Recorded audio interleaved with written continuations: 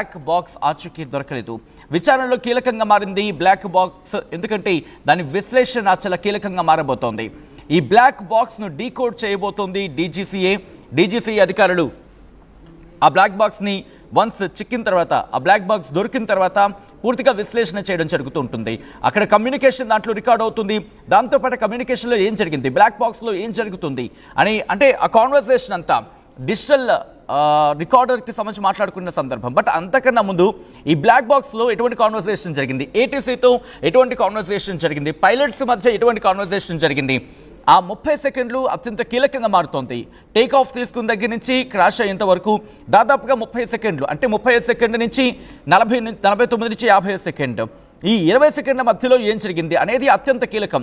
Take off తీసుకున్న 17 సెకండ్లు, పోనీ అది కూడా కలుపుకుంటే ఈ 17 అదొక 30, 47 ఈ 17 అదొక ఈ 17తో పాటు అదొక 10-12 సెకండ్లు, లేకపోతే 15 సెకండ్లు, మొత్తంగా కలుపుకుంటే 30 సెకండ్లు అత్యంత కీలకంగా మారబోతోంది. ఈ 30 సెకండ్లను వాళ్ళు విశ్లేషించబోతున్నారు. ఒకవేళ అక్కడ కూడా డీకోడ్ కాకపోతే అంతకుముందు జరిగిన కాన్వర్సేషన్ ఏంటి, ఎందుకంటే నిమిషాల వ్యవధిలోనే, రిమెంబర్ టేక్ ఆఫ్ తీసుకున్న నిమిషాల వ్యవధిలోనే ఈ ప్రమాదం చోటు చేసుకుంది.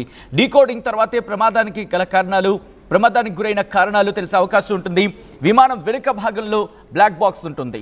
ఆ విమానం వెనుక భాగంలో ఇక్కడ జరిగిన ఈ విశ్లేషణ అంతా కూడా, ఇదంతా కూడా దాంట్లోనే రికార్డ్ అవుతుంది. ఎప్పటికప్పుడు ఆ బ్లాక్ బాక్స్ని వాళ్ళు సెక్యూర్ చేయడం జరుగుతూ ఉంటుంది. ఇప్పుడు ఇదే కీలకంగా మారింది. దీంతోపాటు అమెరికా నుంచి ఒక ప్రత్యేక బృందం కూడా ఈ ఘటన వెనుక కారణాలు తెలుసుకోవడానికి వస్తోంది. ఫెడరల్ ఏవియేషన్ అథారిటీ కూడా రంగంలోకి దిగబోతోంది. దాంతోపాటు ఇంటర్నేషనల్ ఏవియేషన్ అథారిటీస్ కూడా రంగంలోకి దిగుతున్నాయి. దాంతోపాటు నేషనల్ ఇవి కూడా రంగంలోకి దిగబోతున్నాయి. సో ఇది అత్యంత కీలకంగా మారుతుంది. ఆ ఘటనా ప్రదేశం మీరు చూస్తున్నారు కదా, ఘటనా ప్రదేశం విజువల్స్ అవి, ఆ బిల్డింగ్ దగ్గర అక్కడే ఈ బ్లాక్ బాక్స్ ఉంటుంది.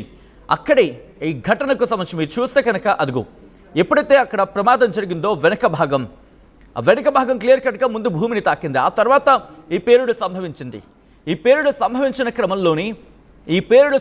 క్రమంలోని ఆ తీవ్రత పెరిగి ఉంటుందని కూడా చర్చ జరుగుతున్న నేపథ్యంలో ఆ పేలుడుకి కారణాలు ఏంటి, ఎటువంటి కాన్వర్సేషన్ జరిగింది, పైలట్ల మధ్య ఎటువంటి కాన్వర్సేషన్ జరిగింది, ఏమని మాట్లాడుకున్నారు, దాంతోపాటు ఏటీసీ ఎయిర్ ట్రాఫిక్ కంట్రోల్ వాళ్ళతో కమ్యూనికేషన్ ఎలా జరిగింది, ఎటువంటి కాన్వర్సేషన్ జరిగింది, ఆ బ్లాక్ బాక్స్లో ఇవన్నీ కూడా నిక్షిప్తం కాబోతున్నాయి.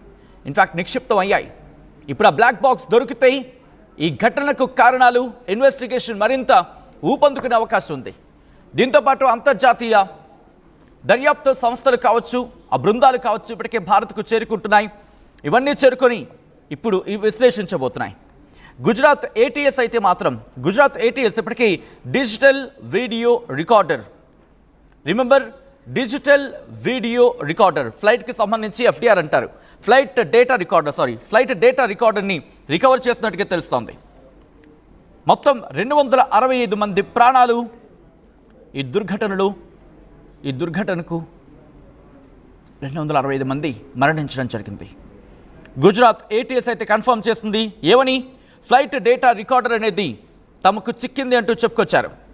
దీన్ని ఇప్పుడు ఫోరెన్సిక్ ఎక్స్పర్ట్స్ ఇప్పుడు దీన్ని పూర్తిగా అనలైజ్ చేయబోతున్నారు. ఈ ఫ్లైట్ డేటా రికార్డర్ ఇప్పుడు అత్యంత కీలకంగా మారబోతోంది. దాంతోపాటు ఈ బ్లాక్ బాక్స్ కూడా దొరికితే మరింత వివరణాత్మకంగా, విశ్లేషణాత్మకంగా వెళ్ళే అవకాశం ఉంది. బోయింగ్ 787 ఇటు AI-171 కదా ఇప్పుడు మనం మాట్లాడుకుంటున్నాం. AI-171 అది బోయింగ్ 7878కి చెందిన విమానం. అది లండన్ గాట్విక్ వెళ్ళాలి.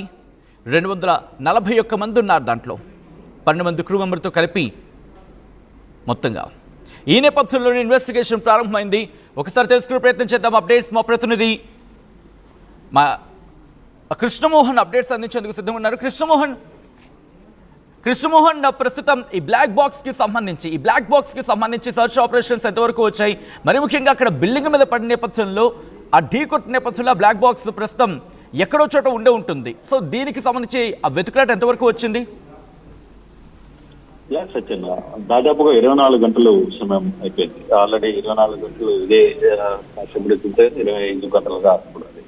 ఈ ప్రమాదం జరిగి 24 గంటలు గడుస్తున్నప్పుడు కూడా బ్లాక్ బాక్స్ ఆచూకీ అయితే ఇంకా ఎక్కడ అనేది కనపడలేదు. ఎన్ఎస్సీ దీని మీద పూర్తి స్థాయిలో విచారణ అయితే జరుగుతుంది. చాలా కీలకంగా ఈ బాక్స్ కోసం వెతుకుతున్న పరిస్థితి. కారణం ఏంటంటే పూర్తిగా కూడా అసలుకి విమానం బయలుదేరిన దగ్గర నుంచి యాక్సిడెంట్ అయ్యేంత వరకు కూడా జరిగిన మొత్తం అసలుకి యాక్టివిటీ మొత్తం కూడా ఈ బ్లాక్ బాక్స్ లోనే ఉంటుంది. దానికి పూర్తిగా కూడా నిక్షిప్తమై ఉంటుంది. అయితే ఈ బ్లాక్ బాక్స్ ఇంత పెద్ద బ్లాస్ట్ లో ఉందా లేదా అన్నా కూడా అటువంటి బ్లాక్ బాక్స్ కి ఎటువంటి ఇబ్బందులు జరగవు. ఎంత పెద్ద ప్రమాదం వచ్చినా లేదు ఫైర్ అయినప్పటికీ కూడా అది తట్టుకునే సామర్థ్యం ఆ బాక్స్ లో ఉంటుంది కాబట్టి ఆ విధంగానే దాన్ని తయారు చేస్తారు. కాబట్టి ఆ బాక్స్ కోసం పూర్తిగా కూడా ఇన్వెస్టిగేషన్ అయితే జరుగుతుంది. దానికోసం పూర్తిగా కూడా అన్వేషణ జరుగుతుంది.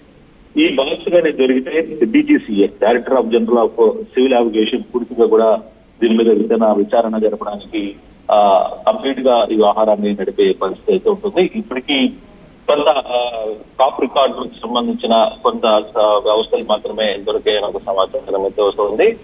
దానికి సంబంధించి కొంత వాయిస్ రికార్డు ఏం జరిగింది అనేది కొంత మేరకు మాత్రమే దాంట్లో సమాచారం అవుతుంది. కాకపోతే ఈ బ్లాక్ బాక్స్ లో మాత్రం పూర్తిగా కూడా అంటే విమానం బయలుదేరినప్పటి నుంచి కూడా విమానం ఎదుర్కొన్న సాంకేతిక లోపాల లేదు సాంకేతిక లోపాలు ఏ విధంగా ఎంత స్థాయిలో దానికి ఏర్పడ్డాయి, దానికి సంబంధించిన డేటా, అలాగే ఆ సంబంధంలో పైలట్లు మాట్లాడుకున్న కోడ్ భాష కావచ్చు, లేదు పైలట్లు మాట్లాడుకునే ఇతర దానికి సంబంధించిన వ్యాఖ్యలు కావచ్చు, వాటన్నిటిని కూడా దాంట్లో రికార్డు అవుతుంది. దానికోసమే ఇప్పుడు తీవ్రంగా ఈ వ్యవస్థ కోసం ఈ బ్లాక్ బాక్స్ కోసం ఆచూకైతే రిపోర్ట్ చేస్తున్న పరిస్థితి. అయితే ఈ బ్లాక్ బాక్స్ ను ఒకవేళ దొరికిన తర్వాత అది డీజీసీఏ కి తీసుకుంటుంది. డీజీసీఏ తీసుకుని దాన్ని డీకోడ్ చేసే పరిస్థితి. డీకోడింగ్ తర్వాతనే అసలు ప్రమాదానికి కారణాలు ఏంటి తెలిసే అవకాశం ఉంటుంది. ఇది మామూలుగా విమానం వెనక భాగంలో ఉంటుంది.